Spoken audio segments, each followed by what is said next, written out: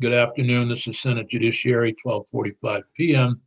on the 12th of May. We're discussing a letter of intent to the governor from Representative Grad and myself regarding the use of force bill H145 and the sections having to do with citizens' right to defend oneself. Bryn, if you've prepared a document for us to look at, I believe, and perhaps, are you able to share it on the screen? Or? Oh, yes, I can definitely share it. I just sent it to Peggy, but she probably just hasn't even gotten it yet, so I'll share my screen.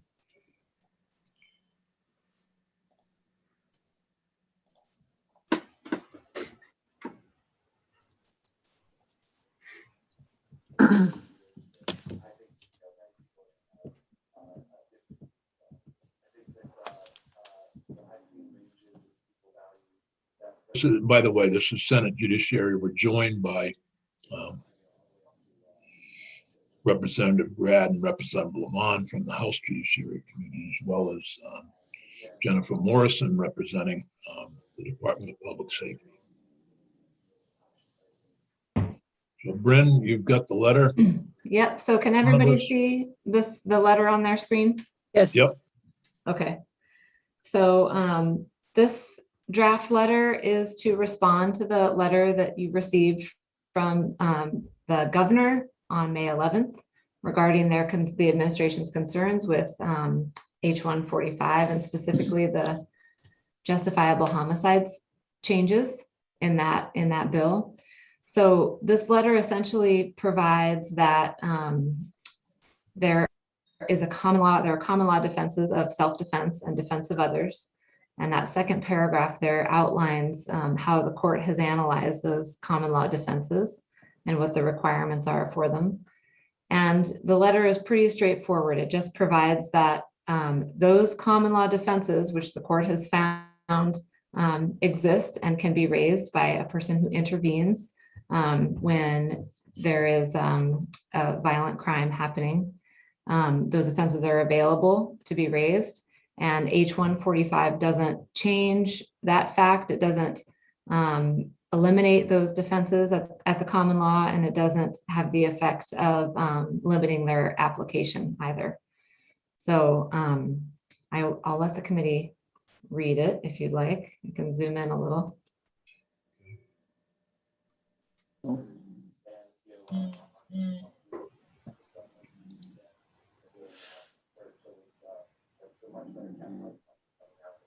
think it does what the governor asked.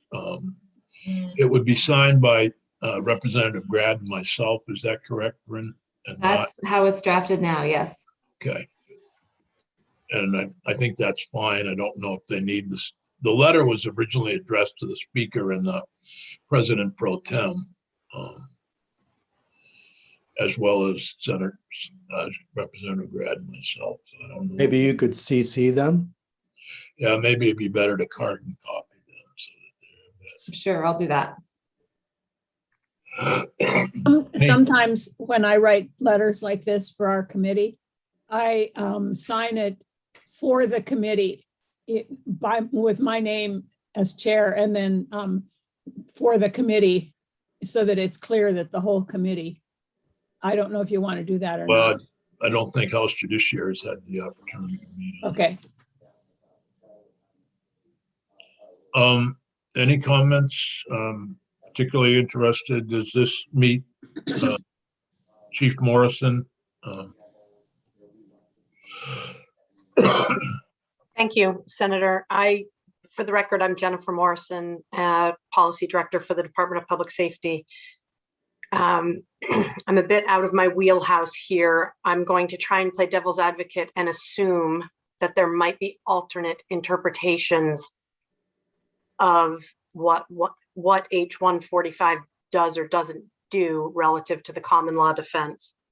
Obviously, we want to resolve this quickly and get the governor to sign H145.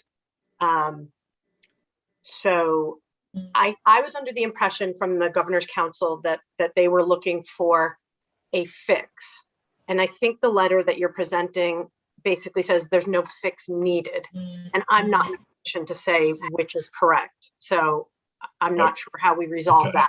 I'm a little confused by the governor's letter then, because I read it to be asking us to clear up any ambiguity in terms of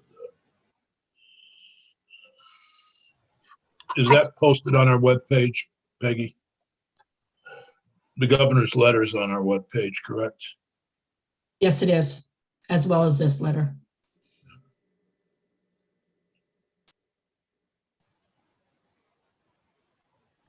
I'm merely am pointing out that it appears they asked for a fix, and the response letter is that there is no fix needed, if I'm reading the letter that Bryn presented correctly.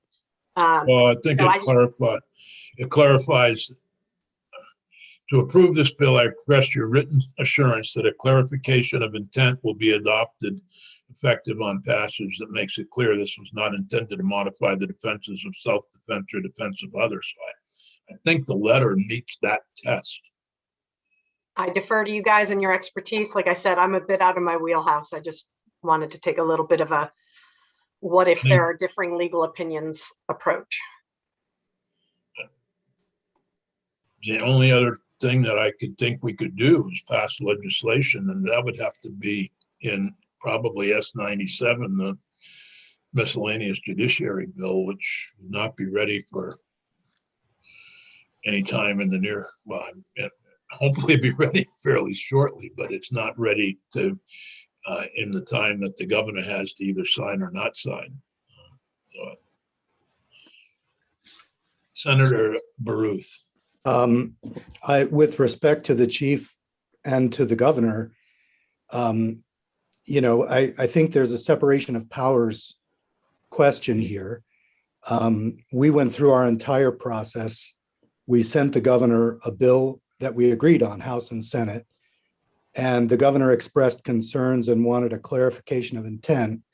So we've done a kind of extraordinary extra process to generate that intent. But if what the governor is seeking is that we rewrite the bill after our committee has already been officially shut down for the year, then I think he's asking for too much. But I didn't read his letter that way. I read it the way the chair did, which is that he wanted a clarification of intent. And this is something that can be put on file and referred to later on. Senator Brennan. I agree with Philip. I think he was looking for a statement of our intent. I think the record has been established of what our intent is, both through this letter and through these discussions. For the edification of the public, I'd like to ask Bryn a simple question, if I might. Bryn, the example I used earlier today of the unfortunate woman in Burlington who was going through a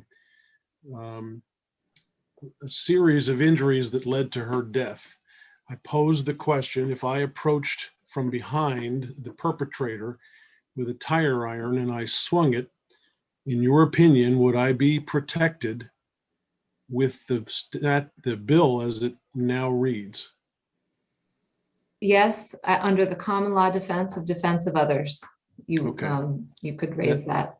That is all that I'm looking for, Mr. Chair, and I believe the governor is also looking for that statement. So thank you. And I would further state that it was our intent when we drafted this bill that if a situation such as the one with Mr. Aubrey down in Georgia occurred, where somebody was in a building under construction and refused to stop for two people who had shotguns and then shot and killed them, that is not something that would be permissible under this. And that was what we were looking at in terms of our intent as well, that we're not saying that you can shoot somebody just because you think they're doing something. Senator Nick. I just would like to ask Bryn, so where will this, other than between the parties here and the governor and his staff, where will this be located if someone some years hence wants to see it? Other than in those The persons? letter. So it's a part of the record now. It's posted to your committee webpage, and it's now a part of the official record for the file, H-145 file. So I just You're have muted, one. Alice. Yes, Representative Grad. Actually, I think Senator Nick, you were muted, so I was just wondering, Bryn Yeah. was answering it. I'm not sure if I muted myself in the middle of that, but you said it. I was wondering, is that the archives or, where do you find legislative intent? So it will be a part of the file in the archives, and it will also be a part of the record as it's been posted to your committee webpage, which is maybe more easily accessible for people. Okay, thank you. Representative Grad. yeah, thank you. I'm still concerned in terms of understanding and making sure that we are addressing what the governor used the words clarification be adopted. And so I don't know, when I think of adopted, I think more of legislation. So I was hoping that during this meeting, Jen, that you would be able to advise us onto whether, and I understand it's out of your wheelhouse, but we're trying very hard to get it right. And we know how important this legislation is to DPS. So I was hoping that we could get a understanding of what clarification be adopted upon passage. Thank you.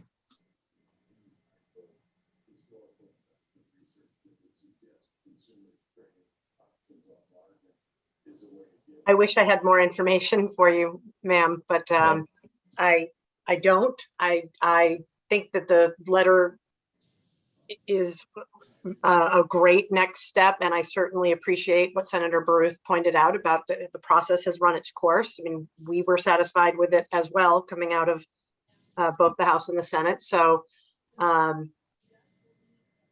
think we do the best we can, and if there is truly a fix rather than just a statement of intent needed, then that will have to be addressed down the road in another mechanism. But I do believe that advancing H-145 for the governor's signature is of paramount importance right now. Senator Baruth. So I think if you were to ask the governor, of course, the governor would prefer that we change the bill.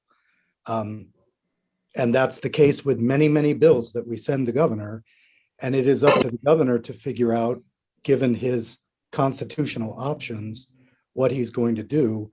I don't think anybody believes that the governor is going to veto this bill, especially over this particular thing that's now been clarified. But I think if we adopt the stance of, well, let's wait to decide to see what Governor Scott would like, I can tell you probably that Governor Scott would prefer a bill worded differently.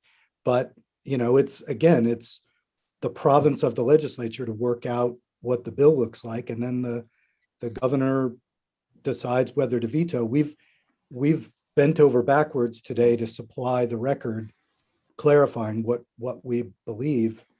So I would hate to see us leave this meeting with a follow-on question, is this okay? And then contemplate further action if the governor would prefer more action.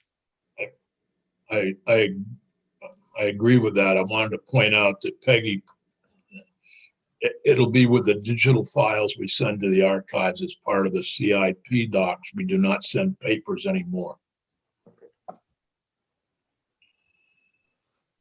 This Senator White. I think we should just make a decision right now to support this letter. It clearly talks to the intent, and Joe's comment that this letter, along with the discussion around intent that is part of the record forever and ever and ever, is enough to satisfy the governor. And while he can't be certain that it will satisfy the governor, it seemed to me that he was relatively sure. And I think we should just support this right now and just send it off and get on with it. I We agree can't with wait you. any longer. I agree with Senator White. I'm ready to sign. Unfortunately, I don't have I don't know how to sign the letter. I will leave that to you. I have to go to my other committee that is meeting I at do 1. too, but I just wanted to explain that my signature has been just provided. Okay. Mine too. Mine Be too. thankful, be thankful, Dick, you don't have to worry about Odyssey file and serve. That's another matter for another day. Committee, Representative Grad, Representative Lamont, Chief Morrison, and Peggy, thanks, and Bryn particularly, thanks for the Yep. quick turnaround